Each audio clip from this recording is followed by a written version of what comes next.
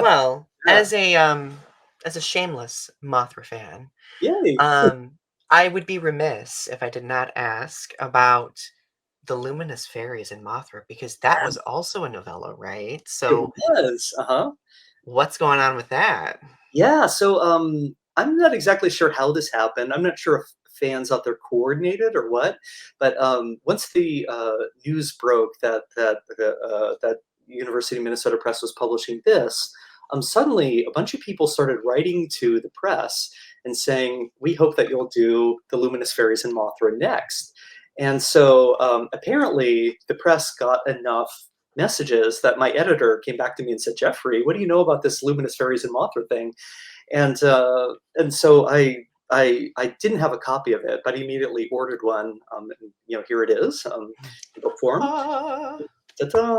And so I read it. It's very short, actually. It's very quick, easy to read, and it's a quirky text. It's a very quirky text. But anyway, I got so excited about working on it that I said, "Please let me do it." And so there it is. It's I submitted the translation to the press about a month ago, and so it's at the copy editing stage and should be out towards the end of the year. Oh, that gave me goosebumps. I'm so excited. Yay. No, I have wanted wanted this since I Oh, was like a teenager. So oh, really? I Oh, am so excited to hear this news. oh, Um, that's wonderful, Donnie. You made my day.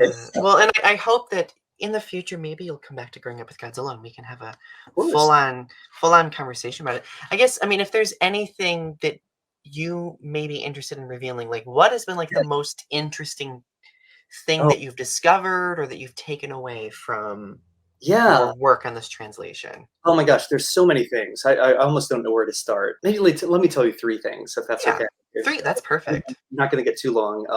I'll try not to anyway. So there was a lot less, kind of scholarly work on Mothra than there was on Godzilla. There's been quite a few people that have written very beautifully and very astutely about Godzilla, the film, but there's a lot less work on Mothra in general. So I felt like, as I was working on it, there was a bunch of discoveries that I made, at least that were new to me, and were very exciting. One of them was the fact that this was written by 3 authors. I think that the fans know that Mhm. already, probably, but to me, that was relatively new information. And I was stunned to realize that these were not just very very minor authors or very poppy kind of authors, but they're Mhm. all 3 like super huge important figures in mid-century Japanese literature. All authors that have left a big imprint on literary history. And there were all 3 writers that were not involved with the world of science fiction or fantasy at all, Mhm. other than this project. So Wow. it was a big surprise to realize that it was these 3 writers who did it. One of the 3 writers is actually a fellow that I had liked very much for a long time. His name is, in the Japanese order, it's Fukunaga Takehiko. And he's also written a piece of work that's so beautiful. It's, I think, one of the most beautiful like novels of the mid 20th century. It's called Flowers of Grass or Flowers in Grass. I forget how it was translated in English, but Mhm. it's a very, very beautiful novel about a young person who has tuberculosis and is in a sanatorium towards the end of their life, feeling the world so passionately, so powerfully. He first falls in love with he falls in love with both a brother and a sister, Mhm. and both of whom are ill, and are there at the sanatorium with him. And so it's this very kind of quirky love story that was written around 1960, and very very Interesting. beautiful. But anyway, so I had read this before and I loved it, and I was so surprised to realize that this was one of the same authors who contributed to Mothra. So anyway, so that was one discovery. There was another one that really surprised me. I of course had watched the movie Mothra and loved it. It's so quirky. It's so It's weird. quirky, there's a little camp, it's Yeah, colorful, yeah. Super camp. Yeah, I love it. the music is great. Yeah, yeah, yeah. Absolutely, absolutely. Yeah, there's a scholar named Michael Bordash who's written a really great article about the history of the music of Mothra. So anyone who's interested in it, I recommend it very highly. Michael Bordash, type in music Mothra. It's on the net. You'll find it. But anyway, I digress. So one of the things that I'd watched the film, and it didn't strike me as kind of political or sort of socially oriented as Godzilla 1954 was, or some of the other movies in the Godzilla series are. It struck me as much more of a fantasy. But when I sat down and I read the book, I was really stunned to realize that there is a lot of political content in there. Mm. The novella was released in January of 1961, and that was just months after the largest political protest that Japan has ever seen in its history.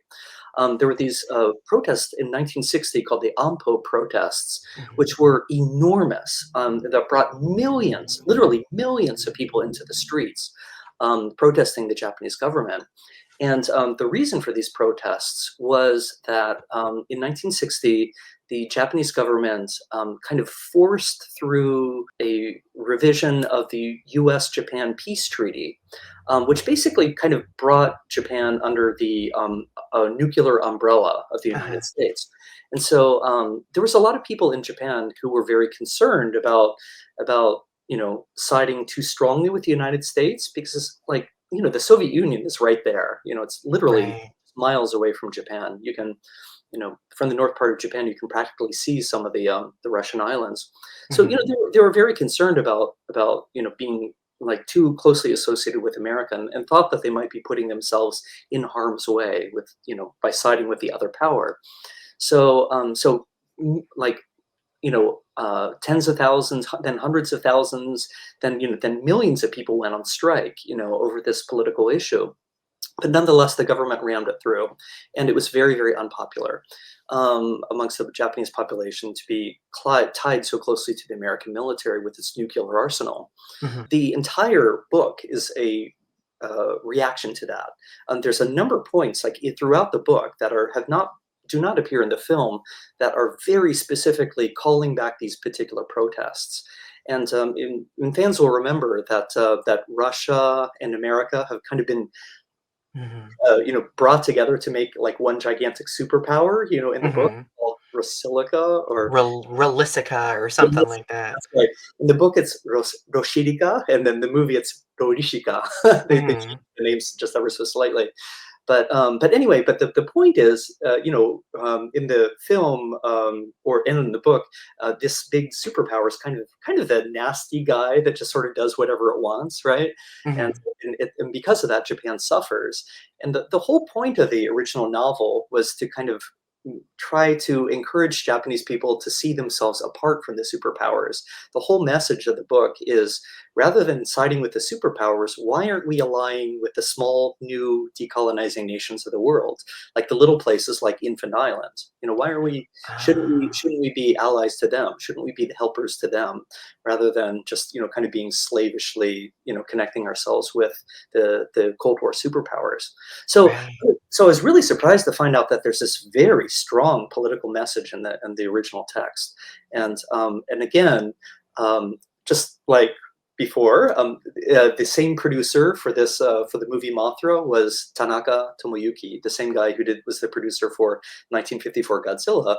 And so I guess when he first saw the plan for Mothra, he's like, "Oh, dudes, this is way too this sounds like an independent movie," by which he meant like this sounds like something that Toho should not be doing. So he decided to kind of tone it down. So anyway, so I was as I mentioned earlier, I really like these movies because they give us an interesting window into cultural history, and this one like I think the book does that even more than the film does. Mhm, So, mhm, I really got super excited. The text is pretty short mhm, here, and I think it'll probably be, I don't know, like 40, 50 pages in the translation. But then I mhm. read afterward that's like 50 or 60 pages, just talking about the cultural history and I all these. love the afterwards, though. Oh, yay! Thank you. The other third thing that I'd like to mention that I realized and I got really excited about is the fact that Mothra undergoes a lot of transformations in the novella. just as in the film. One of the writers, Nakamura Shinichiro, when he was approached by Toho Studios, he thought, well, wouldn't it be fun to have Mothra go through a series of transformations, so that we can do different kinds of special effects on screen. We can, Tsuburaya at Toho Studios could work his magic in a bunch of different ways rather than just showing like one kind of monster or something. So he came up with the idea of using a moth and having the moth go through stages of transformation. Of course, we knew about that from the movie, but one of the things that struck me when reading the book was that Mothra goes. One of the transformations that Mothra goes through is a transformation in gender. Mothra starts out. Japanese is a language that doesn't require you to use any gender pronouns at all. You can Mhm. easily write an entire book without using any gender pronouns. Very easy. But so for the first part of the book, Mothra is just not described with any pronoun at all. So there's no hint at all about what gender Mothra might be when Mothra is still the egg, Mhm. But then at a certain point, like once Mothra turns into a larva and is kind of like swimming across the ocean towards Japan, there's a kind of funny moment when suddenly the text starts referring to that larva as he, using the very gendered male pronoun. Mhm. And then at this point, after that, in once Mothra reaches Japan, there is a kind of exciting moment where Mothra creates a cocoon. In the film, he creates it on Tokyo Tower. In the book, he creates it on top of the Japanese National Parliament, the Diet Mhm. building. And at that point, then the gender pronouns disappear, and then we get a indication in the text that says, "Well, what kind of daughter will be born out of the cocoon once it hatches?" So we get a hint here that suddenly Mothra is now transforming into a female persona. So in a way, when I read this, I was like, "Oh wow, this is awesome!" Like Mothra is not just going through a transformation in that, in terms of egg, larva, moth, but also a kind of transformation in gender. So that Mothra is ultimately the perfect transgender kaiju. So I was like, oh wow, how cool is that?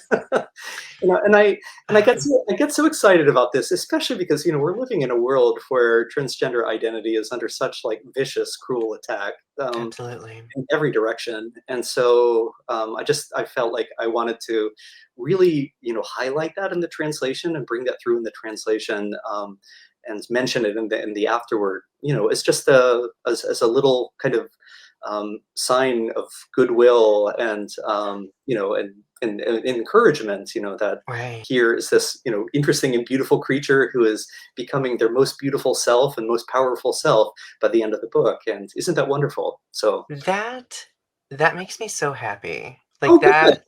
That makes me so happy. I guess deep in my soul, I always knew that Mothra was, like, a queer icon of sorts. Yeah, yeah. But, like, I mean, I keep like, when you were going through and explaining that, I kept thinking about, like, other iterations of Mothra we've seen, especially, like, the Mothra trilogy. In the Mothra trilogy is often criticized as it is, Mhm, for its target audience. Like, I feel like a lot of the story in that almost takes inspiration from, like, that transformational mhm. property, right? I guess I'm processing and piecing that together right now because that's such a really cool, thing to think about, Yeah. and no, I am really excited for this to meet the Oh, world. yay. I think it's gonna be Beautiful. wonderful. I'm also, I'll be honest. There's a little part of me that's a little bit worried about what the fans might think, because the novella was written before the movie, and so there there's certain parts of the novella that are really good and well developed. Like for instance, there's a really interesting creation story from Infant Island that's been pretty much just chopped out of the movie. So there's some really neat Easter eggs in there for the Mothra fan. But then certain other scenes, like the scenes where Mothra is attacking Japan, although they represent a pretty big chunk of the movie, maybe like a third of it or something like that, they're actually really, really short in the Japanese Mhm, novella. And the reason for that is kind of obvious. I think the authors knew that the special effects team would do whatever the heck they wanted with those scenes, so they didn't mhm, write in a lot of detail. So, like the scenes where Mothra's attacking first Tokyo and then attacking the other country, the superpower country. Those are a lot less carefully described than some of the Mhm. parts of the book. So this might be a Wow. little bit less, exciting than the movie, but I do think that this novella makes up for it in some really really interesting ways. But Oh, contextually makes sense. yeah, yeah, it does. It does. Yeah, when we consider that it was sort of the novella was sort of a plan for the movie that was going to be produced. Yeah. I also was super tickled to find out that there were 4 fairies instead of 2 in the novella. So that was really cool. That is really cool. I Yeah, love I kinda that. nerded out over that one a little bit.